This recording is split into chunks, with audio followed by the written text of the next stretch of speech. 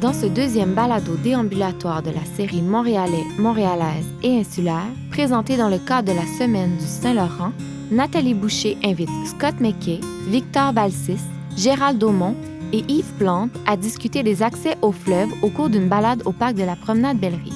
Au Zoo Montréalais et Montréalaise a été enregistré le 12 juin 2021 et vous est présenté par le Centre de recherche interdisciplinaire en études montréalaises, avec la complicité de la Société d'animation de la Promenade Belle-Rive. La prise de son est assurée par Yessine Méliani, la musique, le montage et le mixage par Grégory Fitzgerald du studio Sophronique. Bonjour, merci d'être ici. Sans public, mais avec en vrai terrain. C'est assez incroyable de faire une conférence où on peut pointer ce dont on va parler. Là. C'est fantastique. Les usagères de l'eau.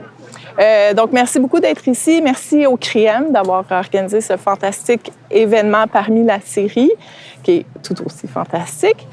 On m'a demandé de faire une introduction d'à peu près 10 minutes, donc je me lance. L'accès à l'eau à Montréal revient souvent dans l'actualité sous forme de revendications citoyennes, de projets politiques et d'événements publics. Des projets comme le PPU des Faubourgs, qui a été adopté par la Ville tout récemment, des dévoilements récents comme les 2 plages marquent ponctuellement l'intérêt pour la question.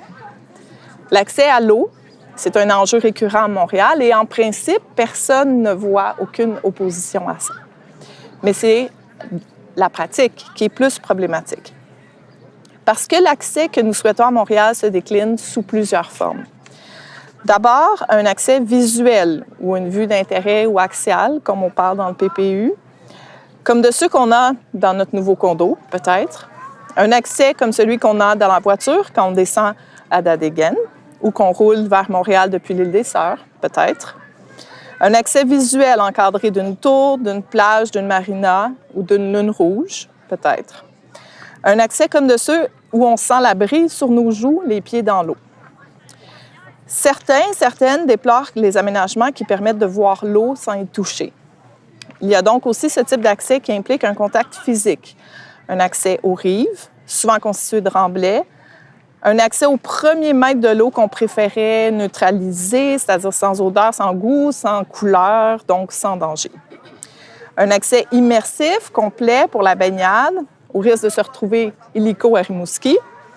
Un accès propulsé, à voile ou à moteur. Un accès pour pêcher sur le quai ou sur la glace. Un accès pour courir sous le pont en hiver. Peut-être pas. Et tant d'autres accès. Le parc de la Promenade Belle-Rive où nous sommes présentement peut témoigner d'une partie de l'éventail du possible et du désirable en matière d'accès. On va entendre Scott McKay, président de la Société d'animation de la Promenade Belle-Rive, sur ce magnifique espace. Réfléchir à l'accès à l'eau au pluriel à Montréal souligne la fragmentation urbaine comme peu d'autres choses. Oui, les accès visuels et physiques sont inégalement répartis autour de l'île. En l'état, tous les espaces riverains ne s'équivalent pas. Parmi ceux qui existent, les différences naturelles dans le bâti, dans la trame urbaine, dans la responsabilité foncière sont énormes. Nous aurons la chance d'entendre Victor Balsis, président des Amis IE du courant Sainte-Marie, dont les activités s'ancrent à une dizaine de kilomètres en aval du parc de la Promenade Belle-Rive sur les défis qu'il rencontre. Et le portrait est très différent du parc Belle-Rive, à une dizaine de kilomètres sur la même rive. Mais la fragmentation urbaine montréalaise en ce qui concerne les accès à l'eau souligne aussi le nombre inégal de citoyens et citoyennes pour qui l'eau fait partie du quotidien. Outre n'avoir aucun contact avec l'eau depuis les arrondissements et les villes du centre de l'île, les Montréalais et Montréalaises n'ont que très peu de relations symboliques au fleuve, peu de connaissances sur la biodiversité propre à l'archipel, sur l'histoire des rives et des accès. Gérald Daumont va nous entretenir des changements qui ont affecté le parc Belle-Rive, mais aussi d'autres lieux publics problématiques de Montréal, tissant un des rares liens avec l'histoire. Mais en bon anthropologue, j'émets l'hypothèse que c'est là que nous pourrions faire sens de Montréal et de son accès à l'eau au singulier. Puisque ce sont les valeurs, les croyances et les mythes et les connaissances partagées qui réunissent et unissent. C'est d'ailleurs là que réside le pouvoir de connectivité de l'eau. Renvoyer à une expérience sensorielle similaire, expliquée et nommée par un même filtre commun, la culture. Depuis plus de 10 ans, notre organisme Respire a eu la chance d'observer les gens interagir avec l'eau et mettre en scène des valeurs et des mythes qui montrent notre propre rapport fragmenté à Montréal avec l'or bleu, mais aussi tout le potentiel de connectivité de l'eau. À Brisbane, en Australie, le fleuve Brisbane est utilisé comme une artère urbaine. Il est possible d'aller de quartier en quartier en navette, comme on le ferait ici en autobus. C'est une conception du cours d'eau qui engage un aménagement terrestre où la frontière terre-eau est très fluide, que les rives soient accueillantes, attirantes, avec des espaces de plein air, mais aussi des institutions culturelles et des commerces tournés vers l'eau. En Australie, par ailleurs, les métiers de l'eau, comme celui de sauveteur, occupent une place privilégiée dans l'imaginaire. On en fait une carrière, leur expertise est reconnue. L'apprentissage de la pratique de l'eau se fait dès le plus jeune âge et les installations aquatiques les plus récentes reproduisent les propriétés des plages de façon à se familiariser avec l'environnement océanique qui est le leur. À Kureri, comme à Reykjavik en Islande, les espaces publics aquatiques sont des lieux de rencontre, de flânage, de rendez-vous d'affaires comme amoureux. La légitimité de ces espaces n'est plus à construire et ce sont des points de destination intégrés dans la vie du quotidien. À Los Angeles, la Los Angeles River n'est plus à présenter, car elle est elle-même un personnage de plusieurs films, de Grease à Transformer, et des vidéos de musique. À quand un film montréalais met en scène le Saint-Laurent et pas la rue Saint-Laurent? À Beitou, à Taïwan, le quartier de Taipei, où on trouve la plus forte concentration de sources thermales, le quartier est reconnu pour ses qualités feng shui, pour la place spéciale qu'il occupe entre la mer, le ciel et le centre de la Terre. Les sources thermales sont canalisées et aménagées de toutes les façons pour mettre de l'avant les différentes qualités de l'eau. Et de fait, on s'y retrouve à toutes les étapes de la vie, jeune pour finir une soirée, pour fêter un mariage, une naissance, pour socialiser et rester en forme à la retraite. Imaginons un instant que les références au milieu fluvial local, références de l'été et de l'hiver, fassent partie de notre vocabulaire. Imaginons un vocabulaire beaucoup plus grand que « Belle-Rive ». Il y a sûrement d'autres mots. Un vocabulaire qui pourrait s'intégrer à notre alimentation, des noms de groupes, des enfants des camps de jour, dans les films, les pièces de théâtre, les pièces de musique, et que personne ne sourcille en disant « c'est quoi ça, une batture? C'est où ça, l'île Bonfoin? C'est quoi ça qu'il y a dans mon assiette? » Pour cela, donnons la place à tous ceux et toutes celles qui ont des mythes à raconter, des connaissances à partager, dont les Mohawks qu'on a invités, mais ce n'était pas possible de partager l'événement avec nous aujourd'hui. C'est exactement la mission de Jeunes marins urbains, comme nous l'expliquera Yves Plante, notre dernier conférencier. Je remercie donc le Centre de recherche interdisciplinaire en études montréalaises d'avoir imaginé et organisé cette série de 3 événements-conférences. Et je vous remercie d'être avec nous, de porter haut et fort l'attention sur l'eau montréalaise et ses accès pour que nous puissions mieux comprendre son caractère unique.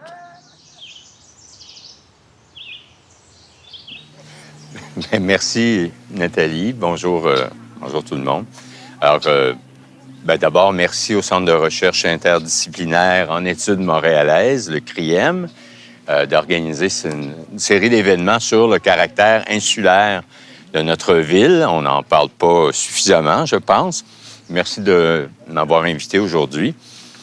Le thème de la rencontre, c'est la diversité des accès à l'eau.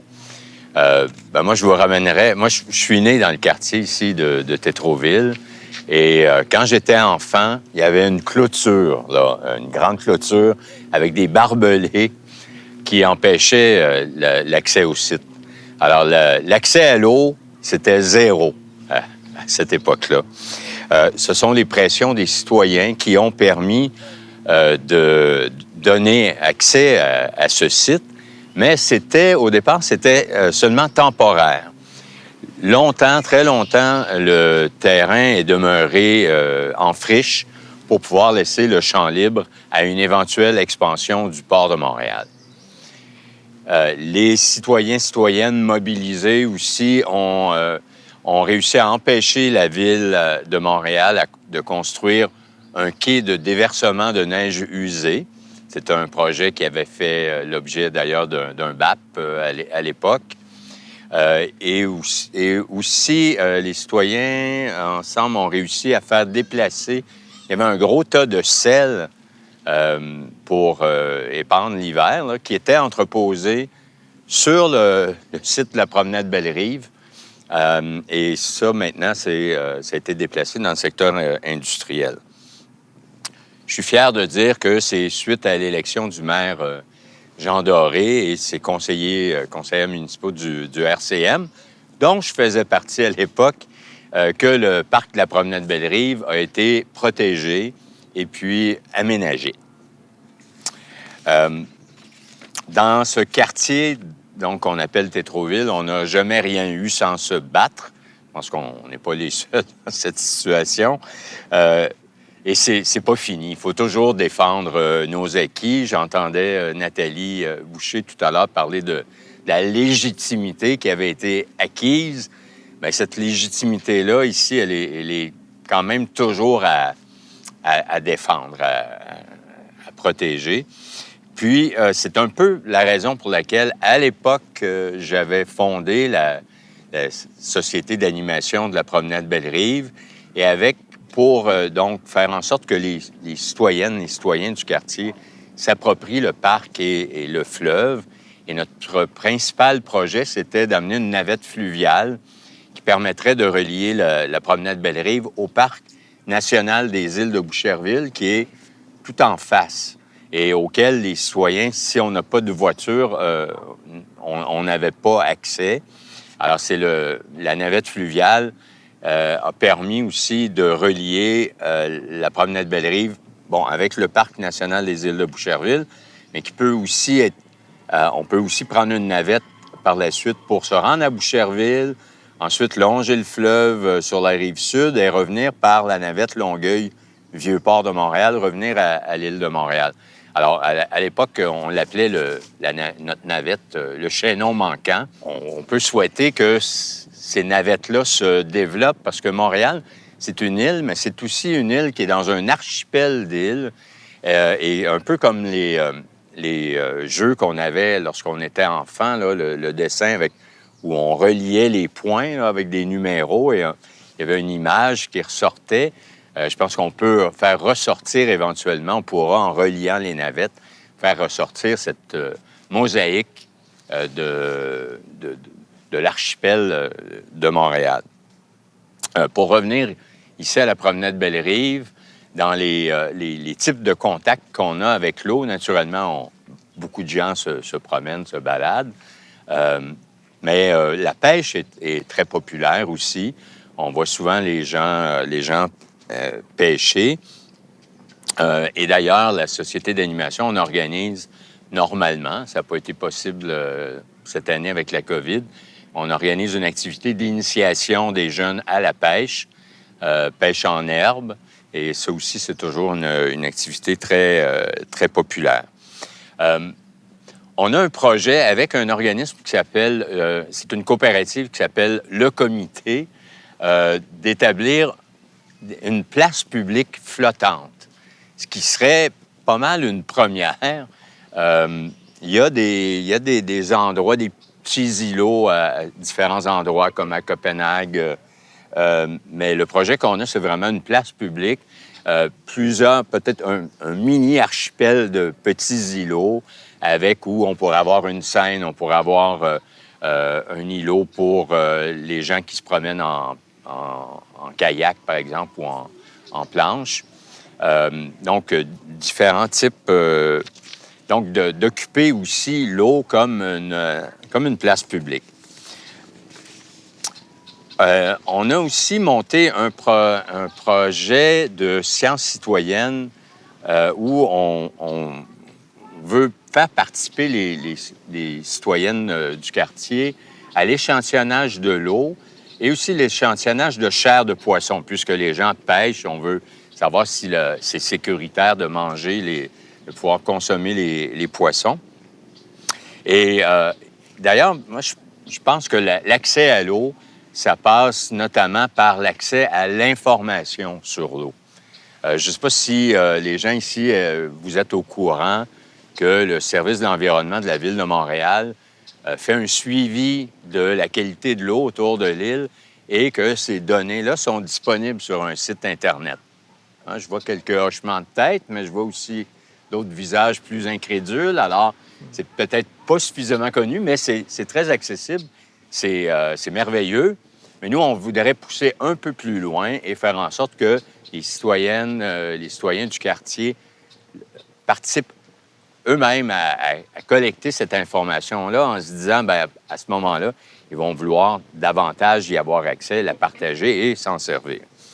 Une autre information importante pour l'accès à l'eau, c'est celle sur les débordements d'égouts, sur les surverses.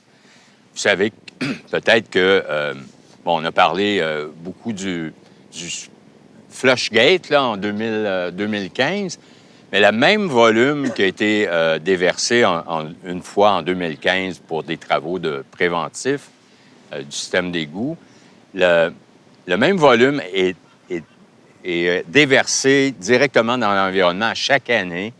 En 2019, c'était 1873 débordements d'égouts, donc surverses directement dans l'environnement, qui sont survenus. Ici, à la promenade Belle-Rive, on a deux déversoirs. Alors, c'est très important de pouvoir avoir accès à l'information sur ces débordements-là. Puis, vous savez, j'ai publié un petit livre de vulgarisation, je vous le montre, L'aventure du caca, égouts et gestion de l'eau. Et dans ce petit livre, j'explique comment fonctionnent les égouts, notamment, mais je parle surtout du pouvoir que, comme citoyens, on a sur l'eau, sur la qualité de l'eau. Et les débordements d'égouts, ça arrive à chaque fois qu'il pleut. Pourquoi? Bien, parce que lorsqu'il pleut, premièrement, nos égouts ne transportent pas seulement les eaux usées, ils transportent aussi, à la plupart des endroits, aussi l'eau de pluie, donc l'eau qui ruisselle sur les surfaces qui sont imperméables. Alors, la meilleure solution pour éviter les débordements, c'est laver l'éponge. Donc, chacune d'entre nous qui avons accès à un petit bout de terrain, pouvons enlever le béton, enlever l'asphalte, mettre de la verdure pour que l'eau de pluie s'infiltre dans le sol. Et c'est une façon aussi de communiquer, de reconnecter avec le cycle naturel de l'eau. En ville, on perd ce contact-là qui est artificialisé. On peut le refaire relativement facilement, puis c'est un contact, donc, avec l'eau. Alors, comme vous voyez, l'accès à l'eau, ça a effectivement des formes très diverses. Le fleuve, on peut le voir, le contempler, on peut se tremper les pieds à l'eau. On peut reconnecter en ville avec le cycle naturel de l'eau en arrachant l'asphalte. Hein, c'est la déminéralisation démocratique. Si on veut carrément se mouiller, bien, on peut plonger et s'impliquer comme citoyen ou comme élu pour protéger l'accès à tous à un bien qui nous appartient tous et toutes. C'est quoi le statut actuel du fond de terre? Est-ce que ça appartient encore au port, à la ville, le parc lui-même? C'est compliqué. Oui, ça, je le sais. C'est pour ça que je vous le demande, de bien le savoir. Bien, effectivement, il y a plusieurs aspects, parce qu'ici, ça a été du remblayage. Alors, ce qui fait en sorte que, comme c'est un empiètement dans le lit naturel du fleuve, le terrain appartient en bonne partie au gouvernement du Québec. Naturellement, on sait que, l'eau, c'est de juridiction fédérale, mais le terrain, la plupart, c'est le ministère de l'Environnement, mais il y a aussi certaines parcelles qui appartiennent au port de Montréal et donc qui sont louées par la Ville de Montréal. Il y a un parc, le parc Pierre-Tétrault, entre autres, qu'on a appris récemment qu'il était loué au port de Montréal. Et même en termes de juridiction, la bande le long du fleuve qu'on appelle le parc de la promenade Belle-Rive, ça fait partie du réseau des grands parcs, donc il y a la responsabilité de la ville-centre à Montréal. Mais tous les petits parcs de quartier, il y en a 4 qui communiquent directement avec la promenade Belle-Rive, puis que, naturellement, quand on se promène, on considère que ça fait partie de la promenade Belle-Rive, ces parcs-là. Bien, eux sont la responsabilité de l'arrondissement. C'est ça. Alors, c'est pas les mêmes employés qui tournent le gazon d'un côté ou l'autre de la rue Belle-Rive. Alors, ça apporte quelques complications.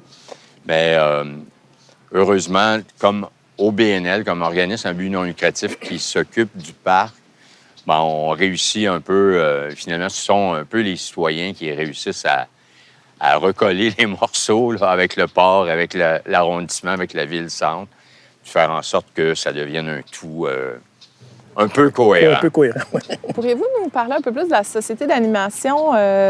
Moi, j'ai accroché que la première fois que j'ai entendu ça sur le mot animation. Ça donne l'impression que c'est un organisme qui va faire des activités, mais j'imagine que votre mandat, et probablement avec le temps, a changé, beaucoup plus grand que ça. Puis justement, si vous êtes l'unité qui gère, pas gère, mais qui a un œil sur des parties qui se parlent peut-être pas, là, quel est le rôle? Qu'est-ce que vous faites exactement? Au lancement, là, à la fondation de l'organisme, mon but personnel, c'était d'amener une navette fluviale. Et là, on s'est dit, bien, tant qu'à avoir une navette, on va voir d'autres activités. Alors, c'était pas mal limité à l'aspect, effectivement, animation, là, socio-culturel, disons. Mais il y a une dimension qui était déjà là, dans le fond, qui était celle de défendre le parc, puis d'avoir une vision plus globale. Puis l'autre, mais on a toujours vécu avec ce nom-là là, depuis 28 ans, mais voilà quelques semaines, la mairesse de Montréal, Valérie Plante, est venue faire une annonce d'un très grand réseau là, pour les parcs verts et bleus. Et elle a fait un lapsus. Elle nous a appelés les amis de la promenade Belle-Rive. Et puis là, ben, moi, je me suis dit, pourquoi pas? Peut-être que ça reflèterait mieux, effectivement, comme vous le dites, là, l'aspect plus global plutôt que nous limiter à l'aspect d'animation. Puis on pourrait conserver le même acronyme, hein, SAPB, la Société des Amis de la promenade Belle-Rive. Alors, c'est... ben merci de ramener l'idée, là. On va y réfléchir. Bien, je verrai contre le nom, mais justement, je trouve que ça... Est-ce que ça ne rejoint pas les autres sociétés d'amis ou les autres groupes d'amis qui ont, à la base, le même intérêt pour l'eau, mais dont les défis sont complètement différents aussi. Puis... Des lieux géographiques différents, géographiques différents, mais en fait... Et peut-être que ce serait une question à poser à la fin, mais est-ce qu'il n'y a pas une volonté de réunir tous les amis des rives en un mouvement ou en fait un échange d'informations, même si vos réalités sont très différentes? Oui. D'ailleurs, c'est ça. Il y a les amis du courant Ville-Marie, les amis du Mont-Royal, les amis du Jardin botanique. Alors, bien... On pourra en reparler plus tard. Bien, j'aurais peut-être une autre question avant qu'on passe à la prochain point. Considérant là, tous les intervenants propriétaires fonciers ici, quels sont vos défis, en fait, les obstacles, les défis que vous rencontrez là, disons, à court, moyen terme pour vos projets? Bien, le défi, je dirais, c'en est peut-être un, justement, de légitimité, dans le sens où... qu'est-ce qui fait que, comme organisme à but non lucratif, dans cet espace-là, nous, on ne peut pas se l'approprier et dire c'est à nous. Alors, ce n'est pas à nous, ça appartient à la Société d'animation de la promenade Belle-Rive. Donc, ça appartient à tout le monde à Montréal. Alors, il faut s'assurer d'avoir une je vous dirais, on assoit notre légitimité un peu sur le caractère démocratique de l'organisation. Hein. La SAPB a des membres. Les membres se réunissent en Assemblée générale, puis moi, j'ai été élu par les membres de l'Assemblée générale. Alors, ça, je pense que c'est important de... c'est un défi qu'on a aussi parce que au jour le jour, on ne pense pas nécessairement à recruter ces membres-là, puis il faut investir un peu d'énergie dans la vie démocratique de l'organisation. Je pense que c'est un défi pour tous les organismes à but non lucratif. Puis, c'est important parce qu'ensuite, quand on va voir les autres intervenants institutionnels, les différentes instances de la ville, le port, tout ça, il faut qu'on puisse être un interlocuteur valable. Alors ça, je vous dirais, c'est un peu difficile parce que il y a comme je pense que c'est répandu dans les institutions municipales aussi. Les employés municipaux prennent leur rôle très au sérieux, on les apprécie énormément, mais il y a comme une tendance à penser que eux, comme professionnels, c'est eux, un peu comme si c'était leur bien. Alors, il faut un peu leur rappeler que oui, ils sont mandatés pour s'en occuper, mais ils s'en occupent pour nous, les citoyennes et les citoyens. Et c'est nous, avant tout, qui sommes là puis qui l'occupons l'espace. Alors, c'est une difficulté constante. Puis avec ça vient un peu le financement aussi. Alors, Monsieur Victor Balsis, résident engagé dans le Centre-Sud depuis 2007 et passionné d'urbanisme, il est président des Amis IES du courant Sainte-Marie qui a été créé en 2011. À vous la parole. Oui, bonjour. Alors, merci beaucoup pour l'invitation et l'opportunité de parler de notre groupe dans nos petits coins du centre-ville qu'on appelle souvent soit le Centre-Sud ou les Faubourgs, dernièrement avec le PPU des Faubourgs. Et on est né, comme vous avez mentionné, en 2011 pour répondre à une demande des citoyens de Saint-Jacques-Sainte-Marie, les districts Est, un peu, si on peut dire, de l'arrondissement Ville-Marie. Et les résidents cherchaient à améliorer l'accès au fleuve. Alors, l'année suivante, on est né le comité du parc Belle-Rive et ça a causé certains problèmes avec les noms, avec notre frère ici dans l'Est. Alors, une des choses qu'on a fait, c'est qu'on a changé le nom pour le parc du Pied-du-Courant. Puis, on a essayé d'emmener de l'intérêt, de faire connaître ce lieu. Alors, on a contacté, une des choses qu'on a fait, on a contacté l'ADUC, l'Association de design urbain du Québec, dans le même temps qu'ils avaient fait un projet éphémère sur le canal de Chine. On leur avait dit que venez voir la chute à neige, ça pourrait être probablement un site intéressant pour vous. Puis, finalement, ils ont bien installé là, puis vous connaissez la suite avec le village au pied du courant. Alors, notre territoire a grandi. Pour nous, c'est un grand territoire et ça va jusqu'à la rue Davidson. Pour nous, ça représente une fenêtre sur le fleuve où est-ce qu'il n'y a pas de construction sur le côté sud de la rue Notre-Dame et on va au Vieux-Port aussi. Alors, on parle de l'accès au fleuve, c'est notre fleuve. Mais finalement, on n'a pas vraiment accès au fleuve. Soit on a accès visuel, ou bien si on est propriétaire d'un bateau dans un marina, ou si on prend une navette, là, on peut aller sur le fleuve.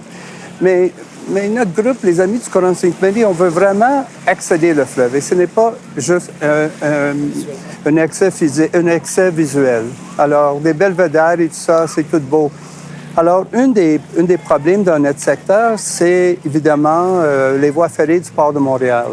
Alors, les voies du port datent de l'époque où est-ce que le port de Montréal était dans l'ouest, où est-ce que maintenant le Vieux-Montréal. Mais depuis l'ouverture de la gare maritime et la fermeture du canal de la Chine, On le voit ici, toutes les activités se trouvent à l'est. Mais il y a une chose importante qui reste, c'est l'embranchement avec les voies ferrées du Canadien Pacifique autour de la rue Frontenac. Alors, la courbe continue à aller vers le Vieux-Port. Alors, pour accéder ces voies, pour sortir la marchandise du port, on doit dépasser jusqu'à la rue Atatakan, les trains, les convois de trains, pour reprendre le chemin du CP vers le nord. Le port, si je peux revenir au parc du Pied-du-Courant, c'est un parc centenaire. On a une vue sur le fleuve, c'est très beau. Quand les trains ne sont pas garés devant le fleuve, qui est peu souvent. Jusqu'à les années 1980 à peu près, les trains avaient juste une hauteur d'un conteneur. Maintenant, c'est 2 conteneurs. Alors, c'est le 2e conteneur qui nous bloque complètement la vue du fleuve. Alors, pour toute fin pratique, on a perdu notre vue sur le fleuve. Alors, nous pensons, nous comprenons que le port doit exister, les accès pour le CP, le CN qui passe là, mais notre groupe, on a des grandes ambitions pour le secteur et nous pensons que c'est facile, c'est possible, pas facile, mais possible de cohabiter avec le port, avec le CP. Un de nos projets, c'était pour faire une étude de faisabilité pour convertir le bassin du quai de l'Horloge. Ça prend quelque chose pour vraiment accommoder le désir des Montréalais de vraiment avoir accès à leur fleuve, pas juste mettre leur petit pied dedans. L'autre projet qu'on a, qu'on travaille très fort avec le port aussi, puis avec nos conseillers, c'est le projet dont je parlais tantôt, la réorientation de l'embranchement du CP avec le port. Alors, ce n'est pas une idée des Amis du courant Sainte-Marie, c'est l'urbaniste Jean Descarrés qui a déjà proposé ça, ainsi que Jacques Côté, c'est un ancien vice-président d'une filiale du CP, un ancien directeur du Havre de Montréal. Alors, je pense qu'il était assez bien placé pour savoir que c'était possible. Alors, reste à convaincre le CP et le port et la ville et le fédéral de faire une étude de faisabilité, de voir comment on pourrait le faire. Alors, si on réussit à convaincre ces gros partenaires-là, là, on aura vraiment un accès direct au fleuve, au quai, dans notre sens. Alors, on pourrait réaménager les quais. Là, on peut penser avoir des navettes, une plage flottante, une barge piscine. Alors, ce serait pour nous un grand atout pour la métropole parce que on est 80, j'ai regardé sur Google Maps, on est 85 mètres du fleuve dans le parc Pied-du-Courant. Mais on ne peut pas le sentir, on peut pas vivre notre fleuve. Le secteur centre-sud, c'est anciennement un quartier industriel.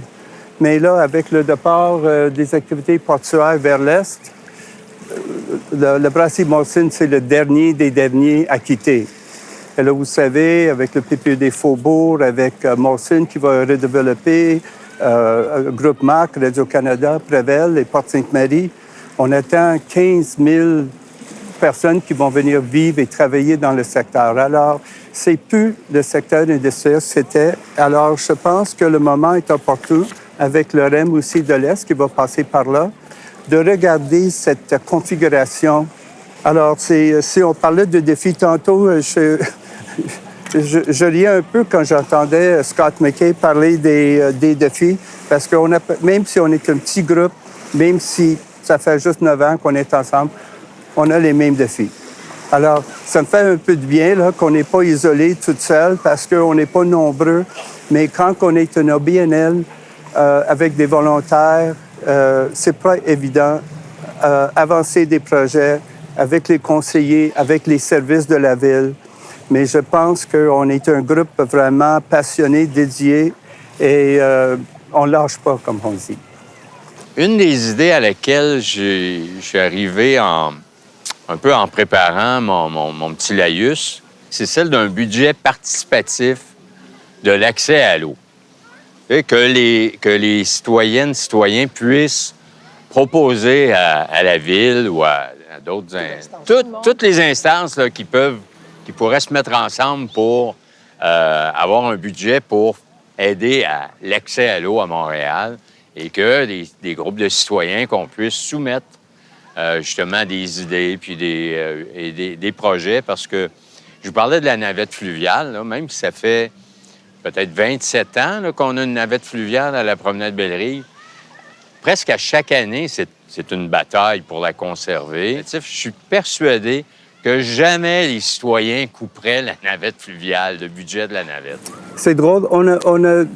Moi et un autre membre du CA, on a participé à le budget, l'exercice pour les actions Montréal qu'il y a eu il y a quelques mois.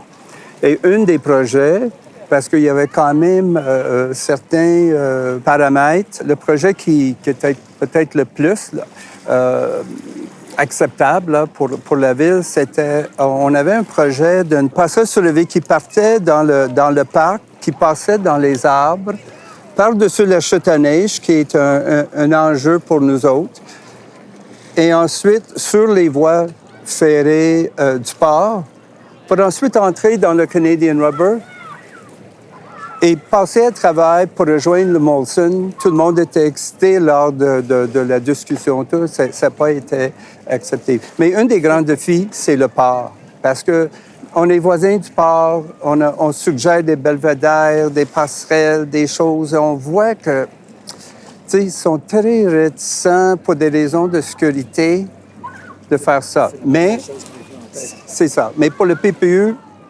qui est un peu une bonne nouvelle pour le PPU des Faubourgs, il semble que la passerelle près de la revisitation va avoir lieu, même si c'est une passerelle fermée. Je pense que la Ville ne va jamais accepter un projet si ça vient peut-être pas du port, là, l'approbation du port en premier. Parce que on peut pas passer au-dessus. Comme je disais tantôt, le fleuve, c'est à nous. Mais là, il y a les voies ferrées qui nous séparent. Il y en a 7 voies ferrées. Ensuite, CN est là. Et même CP, il y en a 1 ou 2. Alors, c'est ça qui nous sépare. On n'a pas des droits aériens pour rejoindre le fleuve. Dans notre groupe, on a des gens vraiment passionnés. Et dites-nous pourquoi. Pourquoi que ça ne fonctionne pas. Puis c'est ça qu'on va attendre. Puis là, on va essayer de trouver d'autres solutions. On fait des recherches et tout. Oui, bien, je suis content que vous abordiez la question du port parce que il y avait une des questions préparatoires qui était est-ce qu'on peut créer de nouveaux entrées? Ici, tu arrives à ce mot-là. Merci à Hochelaga Maisonneuve, ça passe par le port des nouvelles percées visuelles ou des nouveaux accès à l'eau. Et ils ont un gros problème, le port. Il y a un très gros problème de perception. C'est un mauvais citoyen, je pense qu'il faut le dire. Si vous êtes venu par la rue Notre-Dame, vous avez vu la quantité d'espaces qui sont inoccupés et qui sont laissés pour compte. C'est une horreur au plan visuel. Et ce qui est encourageant, bien, c'est votre travail qui est encourageant, mais c'est aussi qu'ils ont fait un sondage récemment. J'ai participé à une étude, en tout cas, j'ai rempli une étude sur la perception qu'on avait. Et je pense que tôt ou tard, ils vont devoir s'ouvrir. Et peut-être que vous vous rappelez que la barrière au bout n'a pas toujours été fermée. Il fut une époque où on pouvait y aller en vélo.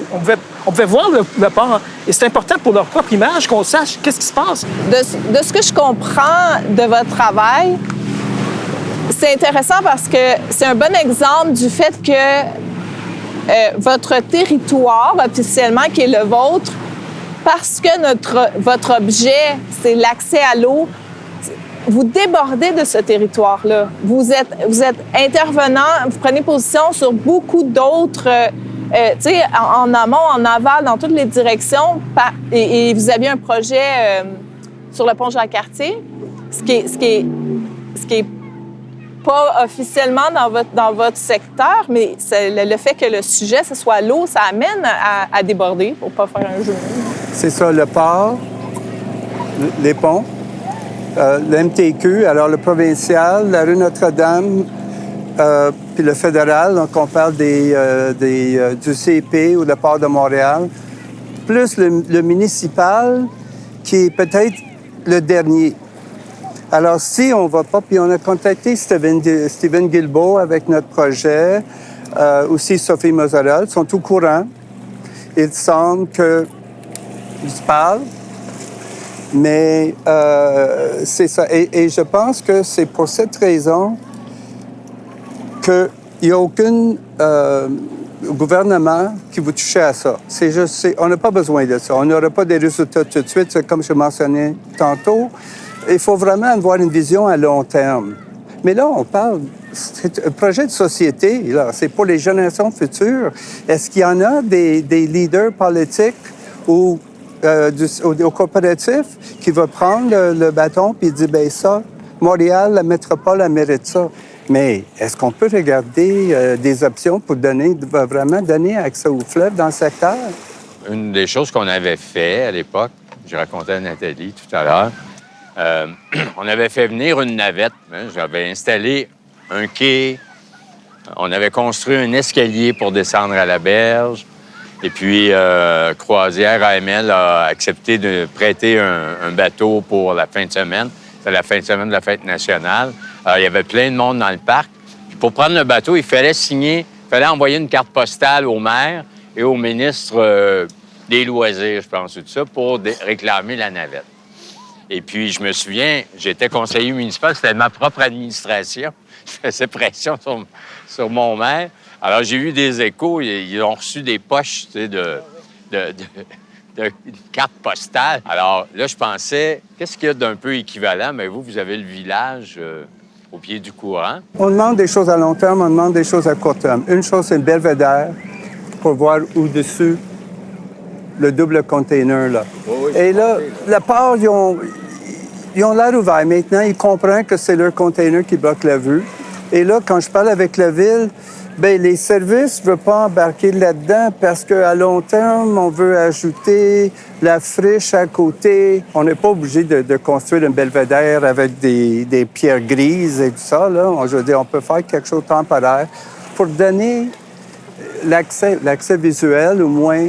Mais il y a de ça aussi. Il y a de l'idée de tenter les gens à apprécier qu'est-ce qu'il pourrait y avoir si c'était permanent. Tenter, là. Ouais, c'est ça. Jeter quelque chose. Moi, je suis certain. Le belvédère, c'est un petit pas vers un plus grand projet. Et c'est pour ça que avec le REM, qui va peut-être passer par là, puis il faut revoir la rue Notre-Dame, c'est le moment de regarder l'embranchement. Mais quand vous marchez, si vous regardez le PPU Sainte-Marie, c'est quelque chose qu'on a travaillé fort. On dit que ça prend une promenade très éloignée de la rue Notre-Dame parce que quand on a 4-8 voies de camions, des familles, des personnes que vous savez, fait que c'est pour ça, je pense que beaucoup de riverains ne vont pas au fleuve. Parce que c'est trop bruyant, c'est pas intéressant, c'est un autoroute. L'idée du fleuve n'existe pas. Oui. Je trouve intéressant, en fait, de voir le pouvoir de connectivité de l'eau ici à l'œuvre, là, avec les idées qui arrivent de tous sens. Est-ce qu'on continue à une autre étape? Alors, M. Gérald Daumont, architecte de paysage à l'Université de Montréal, spécialiste des grands paysages et des changements, ça c'est le titre que j'ai bricolé pour vous, et résident voisin depuis plusieurs années. Décennies. Du parc Belle-Rive. Oui, merci. Donc, effectivement, je suis riverain de la promenade Belle-Rive depuis 30 ans.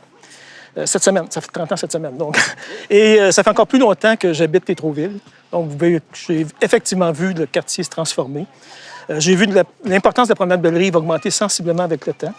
Et aujourd'hui, la promenade, c'est pour nous... Je veux juste préciser que je suis riverain, mais je ne parle pas au nom de tous les riverains. Même si je sais que beaucoup de mes points de vue sont partagés par les riverains. Et donc, pour comprendre, c'est un élément emblématique, identitaire très fort pour le quartier. Et pour comprendre l'importance, je pense qu'il faut retourner un peu comme Scott McKay a fait tantôt, remonter dans le temps. Parce que le quartier a beaucoup souffert ces dernières décennies. Rappelez-vous la construction du pont-tunnel qui a détruit un des plus vieux villages à Montréal. Complètement, il y a eu 300 personnes qui ont dû déménager. Le village de Longue-Pointe, qui est un des plus vieux villages, il y avait une église extraordinaire. Tapez l'église Saint-François d'Assise et vous allez voir quelque chose d'extraordinaire. Plus encore, on parlait du port, mais les développements successifs du port ont laissé beaucoup de cicatrices. L'asile Saint-Benoît, qui contenait beaucoup d'éléments patrimoniaux et où Nelligan a été interné, a été détruite. Le Cénacle Notre-Dame, donc, qui était un élément bâti historique et classé, a été démoli. Et finalement, l'îlot Cathy-Bruno a été détruit parce que c'était devenu invivable avec la proximité du port. Par ailleurs, il y a plusieurs maisons historiques qui sont disparues. On pense par exemple à la maison Archambault, une des rares maisons en pierre des champs qui existait jusqu'en 1980 en bordure. Et l'an passé, il y a la maison de la Pointe qui est disparue au coin de Notre-Dame, à côté du McDonald's. Donc, c'est dans ce contexte-là que c'est important parce que, comme vous mentionnez précédemment, c'est une victoire pour les citoyens. C'est une victoire et le parc donc, prend une importance énorme, est devenu un élément attractif, un élément qui, à mon sens, est en train de contribuer au renouveau du quartier. Il y a beaucoup de commerces qu'on aurait cru impossible il y a encore 5 ans. Il y a un très beau café qui s'est ouvert. On a une des meilleures rôtisseries à Montréal reconnues. Donc, il y a plein de commerces qui s'ouvrent. Et ça, je pense que c'est en grande partie à cause de la promenade Belle-Rive qui est devenu cet élément générateur d'idées. Donc, on l'aime, notre promenade, mais elle n'est pas parfaite. Hein? Il y a beaucoup d'enjeux et je vais en souligner 2 qui vont, je pense, vont reprendre tous les propos précédents. Le premier, c'est l'accès, évidemment. L'accès visuel. Parce que la promenade est toujours présentée comme une fenêtre sur le fleuve, mais si vous regardez ici, là, c'est beaucoup plus un rideau sur le fleuve qu'une fenêtre sur le fleuve. Et il y a beaucoup de débats sur ça. Je ne comprends pas exactement la raison, mais effectivement, avec le temps, le fleuve s'est complètement refermé. Il y a aussi l'accès physique, on l'a vu tantôt. La promenade, c'est du remblai. Le talus est souvent élevé, il est à pic. La rive n'est pas toujours intéressante parce qu'il y a beaucoup de blocs de béton, de blocs de calcaire. Il faut savoir que la promenade a été aménagée en deux temps. Le premier temps, c'est à l'ouest du kiosque qu'on a vu, et deuxième temps, à l'est. Dans le premier aménagement, on n'a pas pensé ou on n'a pas prévu de descente et d'aménager de descente. Donc, c'était conçu comme une promenade en bordure du fleuve.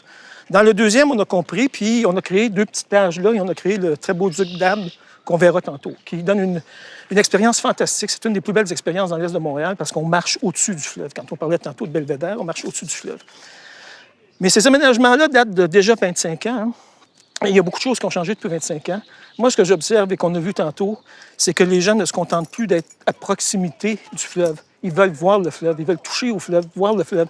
Et il y a de plus en plus de gens qui, je dirais, à leur risque et péril, descendent. C'est une nouvelle réalité. L'autre réalité, c'est qu'on a vu beaucoup de demandes de choses qui étaient très marginales il y a quelques années. Je pense entre autres à la planche à pagaie. Je pense à la demande en kayak. Il y a plein de choses. La baignade, vous avez vu des gens qui se baignent. Il y en a de plus en plus qui se baignent. Donc, il y a une demande pour des accès plus directs au fleuve, mieux aménagés. Et là, toute la question qui se pose, c'est, bien, on en fait combien? Et on fait pour qui? On en fait où? Et je pense que c'est des questions que, tôt ou tard, c'est la Ville qui va devoir les poser. Mais je pense en plus que ces questions-là vont être devoir abordées dans un contexte beaucoup plus large, qui est celui de la vision du parc. Pourquoi une vision s'impose? C'est que, je vous dirais que pendant les 20 premières années, c'était un trésor caché, la promenade Belle-Rive. Mais aujourd'hui, la promenade Belle-Rive est connue, elle est reconnue, et donc il y a un besoin, je pense, d'établir maintenant, dans ce nouveau contexte, une vision. La deuxième raison, c'est que pas chaque année, mais à tous les 2-3 ans, on fait une intervention ponctuelle dans le parc. On a aménagé, oui, mais c'est du laisser-aller, mais on a aménagé une prairie naturelle. On a commencé par ça. Ensuite, on a aménagé l'œuvre d'art dédiée à Pierre Perrault, la halle qu'on est en train de construire, qu'on a construit l'an passé. Là, on a appris ces derniers jours qu'il y a un agrandissement et on a appris que dans les années à venir, il va y avoir d'autres événements. Mais tout ça, on ne sait pas d'où ça vient. On n'est pas informé. Et souvent, on a l'impression, comme citoyen, qu'on le fait là parce que, je ne sais pas, il fallait installer une œuvre d'art. Alors, où il n'y a pas d'œuvre d'art, on va mettre la promenade Belle-Rive. On a planté beaucoup d'arbres il y a 3-4 ans au bout. On ne connaît pas le plan, on ne connaît pas la sélection des espèces, rien, mais on a un peu l'impression qu'il fallait des arbres à quelque part. Le dernier plan que j'ai vu, la dernière consultation que j'ai vue, moi, c'est au moment où on a aménagé cette partie-là, il y a 25 ans. C'est pas juste à moi, la promenade ne m'appartient pas, mais je me dis que si moi, je n'ai pas l'information, la personne qui reste en haut de Hochelaga, qu'est-ce qu'il sait de ce qui se passe dans la promenade Belle-Rive? Dans les autres quartiers. Dans les autres quartiers. Il y a aussi des Montréalais. Et je pense qu'il y a 2 échelles, ce plan-là, cette vision-là. Il y a l'échelle, je dirais, de Montréal. C'est quoi le rôle de promenade Belle-Rive par rapport aux autres parcs riverains? Qu'est-ce que ça apporte? Qu'est-ce que ça peut apporter? Comment ça peut diversifier l'ensemble des expériences qu'on a? Ça, il faut réfléchir, je pense, à l'échelle globale, mais à l'échelle locale aussi, c'est-à-dire qu'est-ce qu'on veut que la promenade Belle-Rive soit dans 10 ans, 20 ans, 30 ans? il y a un risque certain qu'en achetant la pièce comme ça, on n'a jamais un caractère clair. Hein, dans 10 ans, 20 ans, qu'on ne sache pas encore ce que c'est que la promenade Belle-Rive. Alors, je pense qu'on doit lancer une opération de consultation et de discussion, comme il est engagé dans certains autres parcs et qui ne s'est pas fait jusqu'à maintenant. Donc, c'est un peu la vision que j'ai depuis un certain nombre d'années. Merci. Je rebondis sur la question de vision. Est-ce que... Je pense qu'il n'est pas trop tôt là, dans la vie du quartier pour demander aux gens quelle vision on pourrait avoir. Là. De toute façon, en plus, avec le concept de consultation de plus en plus familier.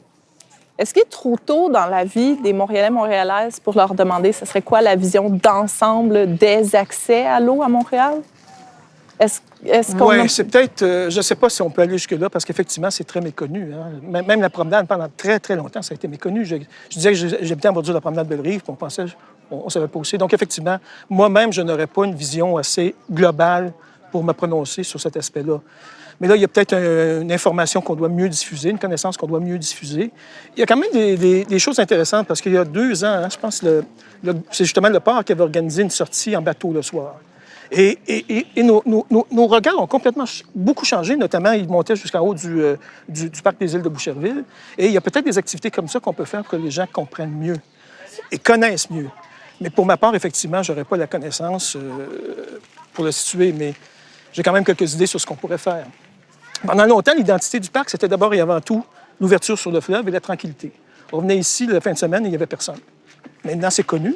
Donc, ces 2 éléments identitaires-là sont à peu près disparus. Donc, qu'est-ce qu'on fait maintenant avec la promenade? Comme il y a des résidences vraiment tout près du parc, il y a une genre de dichotomie là, entre les riverains, les voisins, qui, eux, justement, voudraient bien que le parc, que ça demeure tranquille. À la limite, s'il y avait personne qui l'occupait, ce serait comme parfait, parce qu'on veut la tranquillité près de chez soi. Mais les gens du quartier se l'approprient. Et là, alors, il y a peut-être une je pense pas ça. Il n'y a pas de tension. Je sens pas ça. Par contre, c'est certain qu'il y a quand on regarde sur les réseaux sociaux, toutes les fois qu'il y a quelque chose qui se passe dans le parc, on voit des commentaires de certains riverains qui sont très négatifs par rapport à... Bon, et les gens ne s'aident pas. C'est sûr, quand il y a des gens qui occupent le parc, souvent des gens laissent leurs détritus derrière. Bon. Mais je pense que c'est ça, quand je parlais de légitimité tout à l'heure, quand les autorités publiques ont toutes des bonnes intentions, comme la halte Belle-Rive, l'arrondissement, c'est un projet de l'argent de la ville-centre. Ils ont dit, bon, on va faire ça là. Ils consultent la société d'animation de la promenade Belle-Rive, mais, tu sais, nous, on leur donne une opinion éclairée, mais c'est pas une consultation des gens. Et c'est encore une intervention ponctuelle. Il y a ça. Il y a un skatepark aussi, donc un roulodrome qui va être installé. Ce sont tous des projets intéressants, mais justement un peu des interventions à la pièce. Mais... Oui, c'est pour ça que je tiens à dire que je ne suis pas contre l'un ou l'autre de ces interventions-là. C'est juste le fait qu'on travaille à la pièce comme ça, justement. Pour ce qui est de la tension entre les riverains, elle a été très forte au début, je pense. Parce que les gens s'étaient appropriés, eux autres, ça leur appartenait. Au moment de l'ouverture, mais moi, je ne la sens pas, cette tension-là. Par contre, pourquoi on doit avoir une vision, c'est que je sais où ça va chauffer. Ça va être, par exemple, quand la fréquentation va devenir assez grande et la question du stationnement va se poser. Aujourd'hui, on est déjà à la limite du stationnement. Et si vous lisez les réseaux sociaux, si vous regardez ce qui se passe quand on enlève une pièce de stationnement, vous voyez comment ça chauffe. Alors imaginez qu'avec la popularité, on est obligé de créer un stationnement, peut-être même à l'intérieur du parc. Je rebondis sur ta question de départ, de la diversité des accès. On situe le parc Belle-Rive, tout est riverain. C'était le réflexe, c'est quartier. Moi, j'habite pas ici. Fait que mon réflexe, c'est pas quartier, c'est montréalais. T'sais, je le vois dans un contexte de l'île. Pour moi, c'est un parc de l'île. Je vais partir d'une cycle de Ville-de-Ré, de n'importe où, je vais venir ici, je vais me sentir dans mon parc. Alors, ma vision, c'est sûr qu'assez tôt ou tard, elle heurte la personne qui vit en première bordure, qui se lève le matin, qui voit le parc. T'sais. Fait que concilier ma vision avec la sienne, c'est très important. C'est super important. Ça diminue les conflits. Une des façons, c'est d'augmenter ce que moi j'appelle le côté montréalais. Mais comment le faire sans diminuer le côté mon quartier? C'est pas simple. Je veux pas la réponse. Ça, c'est intéressant ce que tu soulèves parce que ça soulève la question de... Moi, j'ai l'impression que pendant 20 ans, ça a été un parc de quartier. La vision qu'on avait, c'était fréquenté uniquement par des gens du quartier, pas juste les riverains, des gens du quartier. Et là, ce qu'on voit arriver, ben non, c'est plus juste des gens du quartier. Alors, la question se pose, c'est quoi le parc Belle-Rive? C'est-tu un grand parc comme de Mont-Royal? C'est-tu un grand parc comme Jarry? Ou ça reste un parc? Et c'est là où il faut encore qu'on se dote d'une vision, parce que il va être, comme tu dis, il va y avoir des frictions à un moment donné. C'est sûr qu'il y aura des incompatibilités. Et je pense, développer une vision, ça se fait ensemble. Ça se fait pas bang, puis ça peut prendre du temps. Je vais peut-être m'aventurer, mais comment la Ville est en train de développer un certain savoir-faire, parce que je regardais récemment la consultation qui est lancée sur le parc Jarry. Le parc Jarry, c'est la même chose. Il y a beaucoup de riverains, puis il y a un rôle de Montréal. Alors, comment on concilie ça? Puis c'est sûr que maintenant, je pense que les gens sont prêts à accepter que le parc Belle-Rive, c'est pas juste les riverains, c'est pas juste le quartier. Mais ça... Mais est-ce qu'on n'a pas un travail aussi, je dis on, là, mais encore un peu tout le monde, y compris nous, par des événements comme ça, où centrer la réflexion sur un espace comme ici qui a peut-être besoin qu'on se penche, là, est-ce que c'est pas faire une intervention, encore une fois, très localisée, alors qu'on ne devrait pas dire déjà, peut-être qu'il est trop tôt, mais déjà inviter les citoyens à dire que voulez-vous du parc Belle-Rive, sachant qu'il y a l'autre parc Belle-Rive, le parc au pied du... Sachant qu'il y a ça là, le remettre dans son contexte des autres accès. Parce qu'après ça, ça fait peser le pour et le contre de dire OK, bien finalement, peut-être que le parc Belle-Rive serait plutôt un endroit pour blablabla, puis l'autre parc à côté. De mettre au même niveau tous les accès, même s'ils n'y sont pas encore au même niveau. Moi, je vous dirais, il y a une initiative à l'échelle de la communauté métropolitaine de Montréal qui s'appelle la Trame verte et bleue, quelque chose qui me semble fantastique dans la ville de Contrecœur, où il y a à la fois une marina et des espaces plus verts et des endroits pour les kayaks et la pagaie. Cette trame-là, donc, verte et bleue, est en train de se tisser sans que personne ait vraiment... sans qu'il si on commençait par une vision plus large et là, ensuite, focusser sur des endroits, peut-être qu'effectivement, on aurait un peu plus de cohérence là, dans les interventions.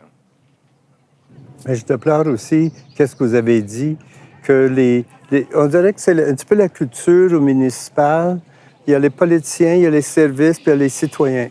Je trouve ça dommage parce que toute l'énergie qu'on met là-dedans, puis on a quand même une réflexion différente.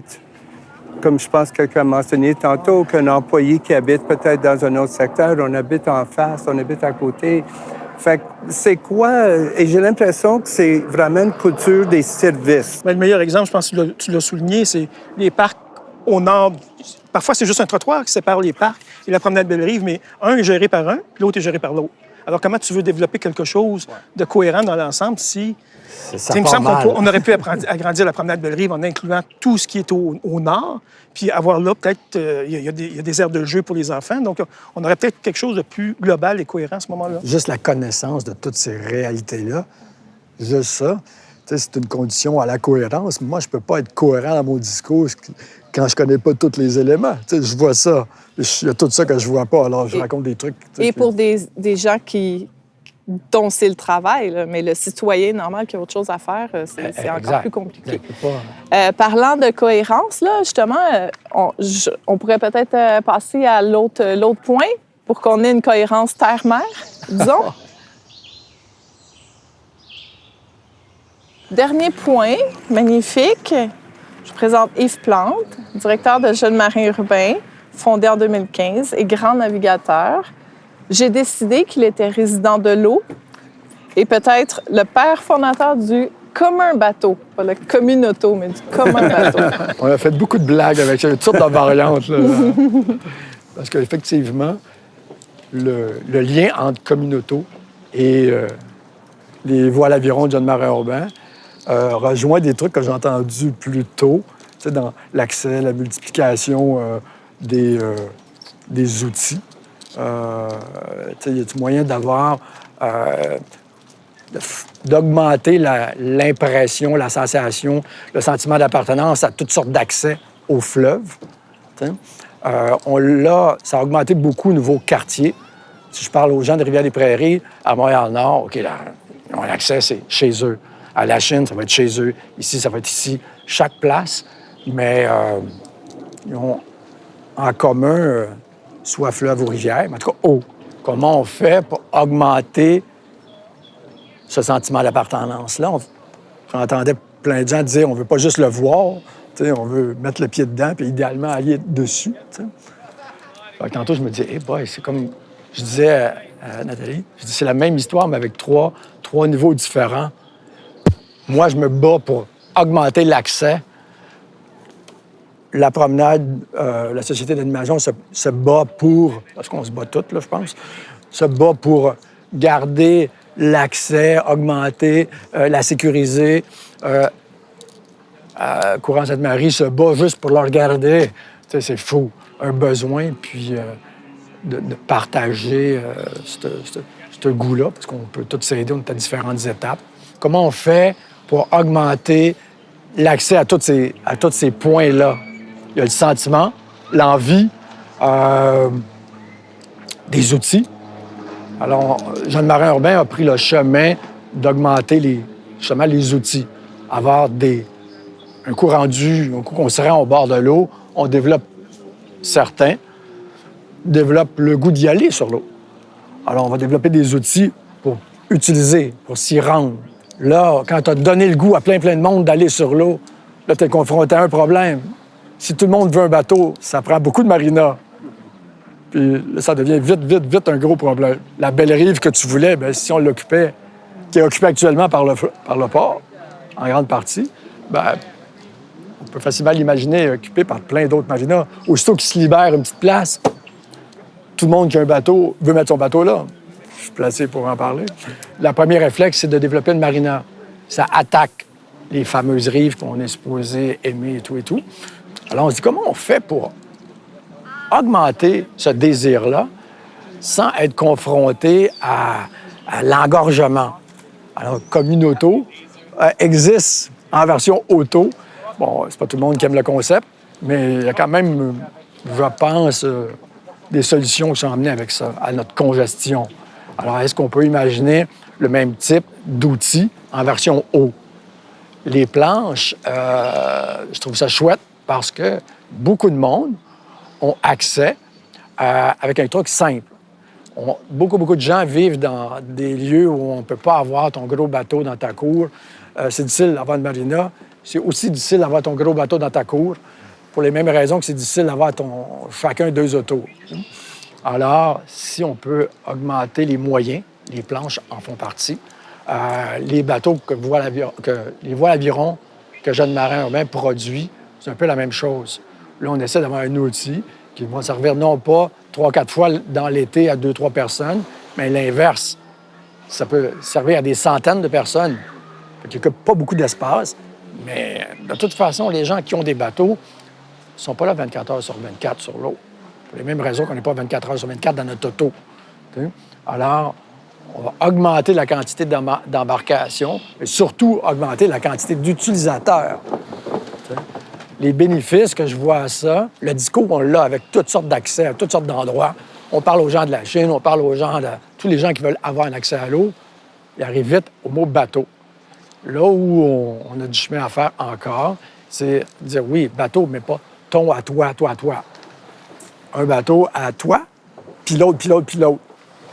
Ça se complique déjà, mais quand même, c'est ça ou rien. Tu n'auras pas de bateau à toi, à toi, à toi, à toi, à toi, à toi. Fait qu'il faut multiplier les accès. Puis on progresse. On a une petite historique. Là. 2015, ça n'a pas 25 ans, 30 ans. Mais quand même, il y a une expertise qui se développe. L'idée plaît. Parce que des bateaux, il y en existe à plein d'endroits dans le monde. Mais des bateaux qui sont utilisés dans un secteur, alentour d'une ville, construits par des gens de la ville qui ne sont pas des spécialistes de construction, parce que c'est tous des bénévoles. qui sont loin de l'univers de la construction navale, même artisanale, mais ils embarquent dans le jeu, ils participent à la construction. Puis l'histoire va encore plus loin parce que la matière première, pas la seule, mais la matière première, c'est du bois qui vient de cette même ville-là. Fait que tu as des armes de la ville qui sont transformées en bateaux pour se promener alentour de la ville par des gens de la ville. Ça n'existe pas à beaucoup de places. Puis ça fait une recette qui est assez particulière, la unique montréalaise. Puis l'idée plaît, il faut la faire connaître, il faut la faire rayonner. Le chemin citoyen qui est assez tortueux et compliqué, mais lorsqu'on arrive à l'eau, lorsqu'on se rend à l'eau, lorsque le bateau touche l'eau, il arrive avec ce que j'appelle son fan club. T'sais. Au lieu d'acheter un bateau, de le mettre à l'eau puis de dépenser des tonnes d'argent à convaincre les gens d'aller sur le bateau, lorsque les bateaux de jeunes marins urbains touchent l'eau, ils arrivent avec des gens qui les ont fabriqués, qui ne savaient même pas qu'ils avaient envie de naviguer au départ. T'sais. C'est quelque part dans l'imaginaire, ah oui, bateau, je vais aller en mer et tout et tout. L'imaginaire trouve des ingrédients, se matérialise de plus en plus. Tu coupes un petit bout de bois, il y a un peu de brin ici. Puis le goût d'aller sur l'eau, là, ce fameux fleuve-là, se développe et se matérialise. Pas dans 10 ans, dans un laps de temps très, très court. Tu pars de l'idée à... J'ai jamais planté... J'exagère, là, mais j'ai jamais planté un clou à « je vais construire un bateau et je vais naviguer ». C'est beaucoup en peu de temps. Mais les gens jouent le jeu, puis oui, ils arrivent par naviguer. Tu sais, les participants, c'est pas nécessairement, mais ça peut, mais c'est pas nécessairement des riverains qui sont juste intéressés à la construction. Là. Ça va, tu sais, dans le cœur de Montréal, des gens qui voient pas l'eau. Oui. Les constructions, on les fait à 4 places différentes. Donc, on a pu avoir un échantillonnage. Le 2015, c'était le village au pied du courant. 2016, village au pied du courant. Puis là, on disait, tu viens d'où? Tu sais, c'est que tu habites, tu as le postal, tu mets ça sur la carte. Puis là, c'est intéressant de voir la carte parce que oui, il y a un épicentre. Les autres, en 2018, on a fait à Pointe-aux-Trembles, on l'a fait à Montréal-Nord. Fait que c'est sûr que géographiquement, quand tu mets tes petits points sur ta carte, tu as un épicentre. Mais ce que ça prouvait à chacune des fois, c'est que c'est varié. Il y a beaucoup de gens qui viennent de l'intérieur de l'île. Et c'est justement, ils voient à travers ça un moyen de se rendre à l'eau. Pour ce qui est de la diversité géographique des gens qui ont l'intérêt à construire les bateaux et à les naviguer. La première année, en 2015, au village au pied du courant, il y a 37 personnes qui ont participé activement au bateau. Il y en a beaucoup plus que ça qui ont touché un petit peu, mais 37 qui ont participé pour la peine. Et c'est ces 37 personnes-là, les gens venaient de 7 pays différents. Ils étaient originaires de 7 pays différents. Là, on disait, oh, OK. Qu'est-ce qu'il faut comprendre là-dedans? T'sais, puis ma petite analyse, vraiment pas scientifique, mais quand même, c'est qu'il y a beaucoup d'eau sur la planète, donc beaucoup de gens qui vivent sur le bord de l'eau. Donc, l'intérêt vers l'eau, la force d'attraction, transcende toutes les autres barrières culturelles de toutes les sortes. Ça a un effet attraction très, très puissant. Puis ça donne le guts, la drive pour passer par-dessus plein de trucs. Tu avais le gars que tu te dis, c'est un itinérant, avec l'autre qui travaille dans un laboratoire, avec un qui construit des robots, avec un qui est étudiant à l'UQAM. Les 3, 4, 5 alentour du même problème à couper le même petit bout de bois pour faire le même bateau. Puis tous ces gens-là avaient dit à la base, dans les 2, 3 premières phrases, la même chose. Je connais rien là-dedans. Est-ce que je peux participer à construire un bateau? Je suis certain que tous les autres, c'est des experts, sauf moi. Presque tout le monde disait ça. Puis là, quand ils osaient faire le premier pas, s'inscrire et venir, réalisaient assez vite que non. La grande majorité des gens, c'était des amateurs comme lui ou elle. Donc, puis ça prenait le guts de passer par sortir de ta zone de confort. Puis je vais être poche, tout le monde va être bon sauf moi. Parce que tu es sûr au début, c'est vraiment pas le cas, là, mais au début, oui. Fait que, oui, cette force d'attraction-là, qui est l'eau, permettait aux gens de passer par-dessus toute la gêne, des craintes, toutes sortes d'idées quand ils étaient sur place. Ah, wow, cool! Tu sais, puis ils aimaient ça. C'est pas ça, toutes sortes de situations. De la misère à imaginer dans d'autres contextes. dans le quotidien au travail, il y a toutes sortes de barrières. Et là, plusieurs de ces barrières-là étaient franchies. Ça, c'est une aventure humaine et technique. Vous êtes peut-être le seul parmi nous à pouvoir parler de ce qui se passe sur l'eau, de la variété des utilisateurs, utilisatrices, des besoins qu'ils ont, de nous faire voir l'île, mais vue de l'eau, là. Ça ressemble à quoi, là où on n'est pas? Quelqu'un, je crois que c'est toi. Non, c'est toi qui as dit tantôt, lorsqu'on est allé sur l'eau, là, on voyait la promenade différemment. En 2019, l'année passée, on n'a pas navigué. Mais en 2019, c'est la dernière année qu'on a navigué. On va renaviguer cette année. On a fait un festival, Festival Voir l'Aviron de Montréal. On a donné 500 initiations de 3 heures gratuites. En 9 jours, on a emmené 500 personnes sur l'eau gratuitement pendant 3 heures. On se promène, voile aviron, il n'y a pas de moteur. Aviron, s'ils ne vendent pas, voile. Beaucoup, je n'ai pas les chiffres précis, là, mais la majorité, c'est la première fois que je me ramasse sur l'eau. C'est la première fois que je viens sur l'eau à Montréal. Ben, l'eau au chalet, en Gaspésie, là. Mais chez vous, non. Et là, ça se produisait. Ça, c'est une étape difficile. Parce qu'un coup qui a été une fois, tu veux y retourner. Là, quand tu entends « je veux pas juste voir le fleuve, je veux m'en rapprocher », ça sonne pas mal plus dans ta tête qu'avant. C'est une étape qui est très, très difficile, les emmener jusque sur l'eau, mais qui est d'autant plus marquante. Il y a même des moments bien précis. Il y a un moment qui me fait beaucoup sourire lorsqu'on navigue à Pointe-aux-Trembles, entre l'île Sainte-Thérèse et la rive de Montréal. Et lorsqu'on va vers l'ouest, à un moment donné, on quitte la pointe de l'île Sainte-Thérèse. Et là, on voit par là, on voit la voie maritime, par là, le port, par là, Varennes et compagnie. T'sais. Et lorsqu'on s'avance un petit peu, presque tout le temps, il y a quelqu'un dans les bateaux, qui dit « Hey, c'est-tu le stade, ça? C'est-tu le stade? » Fait que là, les gens « Hein? » Il y a 2 trucs qui sont très présents dans la tête des Montréalais, mais qui sont jamais dans la même minute, dans la même seconde, être sur l'eau et voir le stade. Tu peux voir le stade, tu as vu le stade plein de fois, tu es allé sur l'eau, mais être sur l'eau et voir le stade, il y a comme un petit bzz qui se passe, assez étrange, puis très bon, je trouve. C'est comme ça cristallise le « Ah ouais, ça existe. Ça existe. Ah ouais, c'est vrai qu'on est sur une île, finalement. » C'est pas juste une expression blabla, Montréal, c'est une île. Là, tu testes le truc, tu intègres le truc. Au lieu de rester juste en surface, ça te descend un petit peu. Puis plus tu y vas, plus ça te descend. Ça existe. Si ça existe, ben, tu peux t'en soucier. Tu veux que ça continue à exister. Puis là, tu chiales si les gens jettent les cochonneries dans l'eau. Tu y tiens à ton parc parce que là, c'est l'accès à ton fleuve. Ça existe. Ça peut devenir de plus en plus important. Puis c'est une étape importante. T'sais. Ça, j'ai multiplié les accès le plus possible. Puis la qualité des accès là, actuels, là, si on pense à ce qu'on a, parce que M. Daumont disait avoir plus d'accès autour de l'île, mais les accès qu'on a présentement, puis là, je parle à la personne qui défend le voilier, mais il y a toutes sortes d'embarcations, toutes sortes de pratiques sur l'eau, toutes sortes de grosseurs de bateaux, toutes sortes de besoins. Est-ce qu'on peut satisfaire tout le monde actuellement? Est-ce qu'on devrait?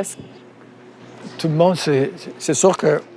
Moi, je dis qu'il faut prôner l'élargissement, mais plus tu élargis, plus c'est difficile. Là-dessus, je ne suis pas objectif, parce que je suis vraiment quelqu'un qui prône là où j'arrête d'agrandir mon cercle, avoir le moins d'impact sur l'objectif. L'objectif étant le fleuve, on veut avoir accès au fleuve. Comment on fait pour augmenter le nombre de personnes qui ont accès en diminuant l'impact? T'sais, quand tu y vas, quand tu reviens, il faut que ce soit pareil, idéalement mieux. Je rêve, là, mais au moins, en tout cas, pas moins. Moins en qualité, je parle. T'sais. Puis c'est pas une équation simple. Délimiter des zones, c'est pas une recette magique. C'est pas la recette parfaite n'existe pas, sinon on l'aurait certainement trouvée, pour tel type d'embarcation ou tel autre type d'embarcation, ou tel type d'accès plutôt. T'sais, moi, je vais être sur ma plage, j'en veux pas de bateau. Peu importe la sorte, j'en veux pas. Tu habites aussi ici. Tu votes, toi aussi. Tu as un droit de parole, toi aussi. Fait que tu as le droit de réclamer ce droit-là aussi. C'est quoi l'impact? Diminuer l'impact négatif qu'on peut avoir sur l'eau, l'objectif qui est le fleuve, mettre ça comme critère. Tu as plus d'impact négatif, tu es à la fin de la liste. Tu as moins d'impact, tu es dans le haut de la liste. À partir de ce genre de filtre, de grille-là, déjà, ça rebrasserait les cartes beaucoup. Puis le nombre de personnes versus l'impact. C'est-tu 8 personnes? C'est-tu 8 000 personnes? C'est-tu 800 000 personnes? Avoir un accès, mais qui est pour 100 personnes, un accès qui est pour 2 millions de personnes. Sachant que dans des cas comme le Faubourg, la démographie change, va changer à une vitesse insoupçonnée. Fait que ça met une pression différente aussi sur les besoins. Il faut trouver la façon de s'en servir. Tu dis qu'il va y avoir 15 000 personnes de plus. J'ai participé à une rencontre avec Molson et le port était là. Puis c'est certains qui ont expliqué, ils ont essayé d'éduquer, puis dit, bien, les gens qui vont habiter là, dis-nous, les mouvements ferroviaires, c'est 7 jours sur 7, 24 heures. Là. Fait que ça va être... Je ne sais pas où est-ce que ça va finir. Mais c'est sûr que les gens vont se plaindre, puis il va y avoir une pression populaire. Et la proposition de Jean Descaries, puis peut-être à ce moment-là, ils vont être prêts à évaluer. Peut-être ça va leur prendre du temps. J'espère que c'est une solution viable pour le port et aussi pour les citadins, les riverains. Parce que quand on a implanté la promenade, quand on a décidé de protéger la promenade Belle-Rive, il y avait quand même une préoccupation pour l'impact que ça allait avoir sur le port qui avait prévu s'agrandir un peu là. Mais ça répondait pas vraiment à leurs besoins. Maintenant, on le voit, ils ont développé un nouveau terminal à Contrecœur ils avaient besoin de beaucoup plus d'espace que ce que la promenade Belle-Rive pouvait offrir, d'une part. Mais d'autre part, à l'époque, la Ville, on était à l'administration municipale, on a mis en place un groupe d'experts internationaux qui ont analysé un peu la situation du port et qui nous sont revenus en disant que le port n'utilise pas l'espace de façon optimale. L'autre chose qui a changé aussi beaucoup par rapport aux relations au port, c'est que moi, quand j'étais jeune, presque tous mes voisins travaillaient au port. Et donc, il y avait un lien avec le port. On voyait ce que ça rapportait au quartier. Aujourd'hui, c'est entièrement mécanisé. Je connais personne qui travaille au port. Donc, finalement, les quartiers ont les désavantages, mais ils ne voient pas les avantages du port. Et le port, lui, voit l'avantage d'être là, c'est sûr. Et là, ça accentue la rupture entre le port et la population. Quand on a utilisé le bois de frêne pour faire les bateaux, oui. Hey boy, juste ça, c'était compliqué en Titi. Parce que... Jamais fait. Parce que, c'est ça, on l'a jamais fait. Une image là, qui va parler à beaucoup de monde. Là. Imaginez dans la cour de la ville, on connaît l'ampleur, la machine. Là, tu as la petite blonde qui travaille au com et qui doit qui dit au gars dans la cour qui lui coupe le bois que maintenant, tu vas le couper comme ça et non pas comme ça parce qu'on veut récupérer le tronc. Et c'est une boulette. Bonne chance, hein? C'était assez long et assez compliqué. Là, tu as tout passé, toutes les autorisations, les machins, tu as tout fait ça. Mais là, rendu sur le terrain, tu as plein d'obstacles du genre. Je me demande, je serais tentée d'être un peu découragée dans le sens où, le niveau des obstacles est vraiment le multidirectionnel partout. En même temps, j'ai l'impression que l'événement, puis nous, assemblés, j'ai l'impression qu'il y a un pas de géant, humblement, vais-je dire, qui vient d'être fait parce ce que je trouve qui est vraiment exemplifié ici, c'est le pouvoir de connexion de l'eau, le pouvoir de mettre en dialogue des interlocuteurs qui autrement pris dans des défis de Goliath, là, mais aussi d'être capable d'avoir fait un dialogue histoire-présent puis terre-mer que je trouve qui manque peut-être un peu quand on parle des accès à l'eau dû au fait de la fragmentation du sujet puis de l'aménagement puis des différents niveaux d'obstacles. Fait que merci, Crime, de nous avoir donné l'occasion de mettre ça ensemble. Je suis très contente. Merci beaucoup, puis merci au Parc Belle-Rive de nous avoir accueillis. C'est fantastique, cette belle journée. Venez, n'importe quand.